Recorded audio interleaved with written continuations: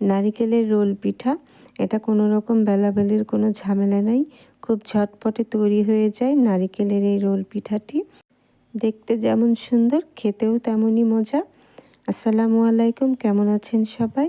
চলুন দেখা যাক এই নারিকেলের রোল পিঠাটি আমি কিভাবে তৈরি করেছি। নারিকেলের এই রোল পিঠাটি খেতে ঠিক পুলি পিঠার মতোই মজা হয়। নারিকেলের এই রোল পিঠাটি তৈরি করার জন্য প্রথমে আমি একটি পাত্রে 1 কাপ নর্মাল ঠান্ডা পানি দিয়ে পানিটা খুব ভালো করে ফুটিয়ে নেব। স্বাদমতো আমি এই পানিতে লবণ দিয়ে দিলাম। লবণ দিয়ে পানিটা ভালো করে বলক তুলে নেব। পানিটা যখন খুব ভালো করে বলক চলে আসবে, তখন আমি এখানে দিয়ে দেব শুকনো চালের গুঁড়ো। আমি এখানে 1 কাপ পানির জন্য 1.5 কাপ শুকনো চালের গুঁড়ো ব্যবহার করেছি। আপনারা যদি এখানে ভেজা চালের গুঁড়ো ব্যবহার করেন, তাহলে অবশ্যই পানির পরিমাণটা আরেকটু কমিয়ে দিতে হবে। আমি এখানে 1.5 কাপ শুকনো চালের গুঁড়ো দিয়ে ভালো করে নেড়েচেড়ে সেদ্ধ করে নিচ্ছি। দেখতে পাচ্ছেন পানিটা খুব ভালো করে ফুটে গেছে। এখন আমি নেড়েচেড়ে ঢেকে রেখে দেব 10 মিনিটের জন্য। 10 মিনিট পর আটাটা ভালো করে সেদ্ধ হয়ে যাবে। আটাটা যদি সেদ্ধ হয় খুব ভালো করে, তাহলে পিঠাটা খুব সফট হয়। আমি ঢেকে রেখে দিচ্ছি 10 মিনিটের জন্য। এদিকে আমি নারিকেলের পিঠা, রোল পিঠার ভিতরের পুরটা তৈরি করে নিচ্ছি। সেজন্য একটি ফ্রাই প্যানে আমি দিয়ে দিলাম 1 কাপ খেজুরের গুড়, আরও দিয়ে দিলাম 1 কাপ নারিকেল কুড়া। এখন আমি এটা জাল করে নেব। আমি 2 টুকরো এলাচ দিয়েছি যাতে ফ্লেভারটা ভালো আসে। আপনারা চাইলে এটি স্কিপ করতে পারেন। এখন নারিকেল আর গুড়টা আমি হালুয়া করে নেব।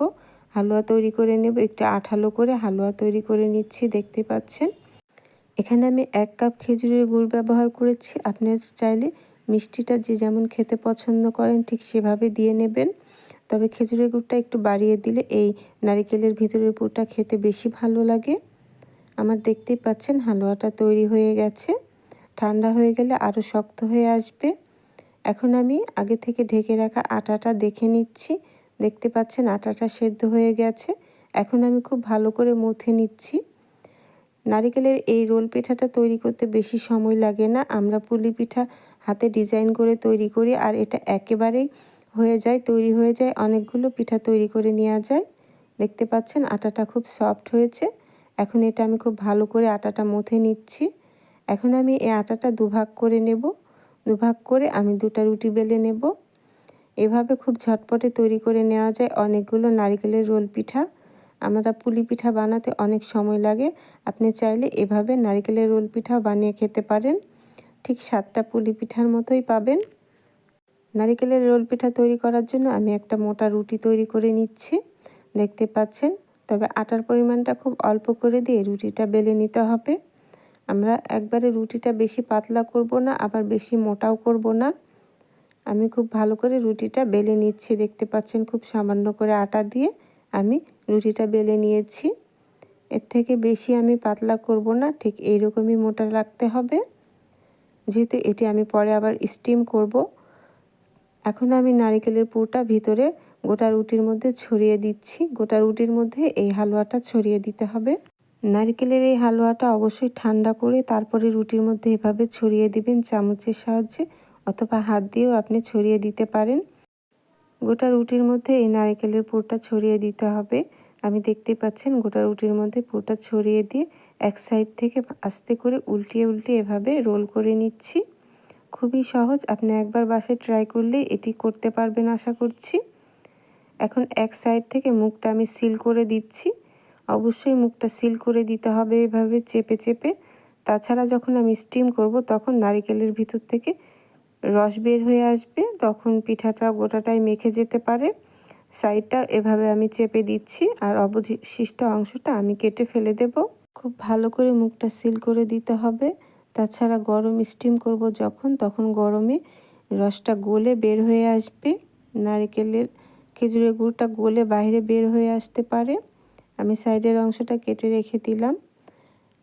এভাবে এখন আমি আরেকটি রুটি তৈরি করে তারপরে স্টিম করে নেব। আমার তৈরি হয়ে গেছে, খুবই সহজ। দেখতে পাচ্ছেন আমি একটা পাত্র ভালো করে পানি ফুটিয়ে নিয়েছি। তারপর আমি 2টি রোল এভাবে দিয়ে আমি মুখটা সিল করে দিচ্ছি ঢাকনার। এখন আমি 10 মিনিট স্টিম করব। 10 মিনিট পর আমি ফিরে আসছি। 10 মিনিটের মধ্যে এই নারিকেলের রোল পিঠাটি তৈরি হয়ে যাবে। খুবই সহজে এই পিঠাটি তৈরি করে নেওয়া যায়, সময়ও খুব কম লাগে। 10 মিনিট পর দেখতেই পাচ্ছেন রোলগুলো খুব ভালো করে সেদ্ধ হয়ে গেছে, স্টিম হয়ে গেছে। এখন আমি এগুলো উঠিয়ে নেব, উঠিয়ে আমি ঠান্ডা করে তারপর রোলটা কেটে নেব। তৈরি হয়ে গেল আমার নারিকেলের রোল পিঠা। আপনি চাইলে বাসায় একবার ট্রাই করতে পারেন, খুবই মজা হয়। ঝটপট এই পিঠাটা তৈরি করেও নেওয়া যায় কোনো রকম ঝামেলা ছাড়াই। এখন আমি এগুলো পিসেস করে কেটে নেব। আপনারা চাইলে এরকম গোটা করেও রেখে দিতে পারেন। এখন আমি এভাবে কেটে নিয়েছি, দেখতে পাচ্ছেন দেখতে কতটা সুন্দর হয়েছে। তৈরি হয়ে গেল আমার নারিকেলের রোল পিঠা। এই পিঠাটা ছোট বড় সবাই খুবই পছন্দ করবে খেতে, খেয়ে আপনার প্রশংসা করবে। বাসায় একবার অবশ্যই ট্রাই করবেন, আর ট্রাই করে আমাকে কমেন্ট করে জানাবেন কেমন হয়েছে। আপনাদের এই নারিকেলের রোল পিঠাটি খুব ঝটপট অল্প সময়ে তৈরি হয়ে যায়। এই নারিকেলের রোল পিঠাটি, নারিকেলের এই রোল পিঠার রেসিপিটি সহজভাবে দেখানোর চেষ্টা করেছি। যদি আজকে আমার এই রেসিপিটি আপনাদের ভালো লেগে থাকে অবশ্যই পেজটি ফলো দিয়ে রাখবেন ও একটি লাইক কমেন্ট ও শেয়ার করে দেবেন। ভালো থাকবেন সবাই। আল্লাহ হাফেজ।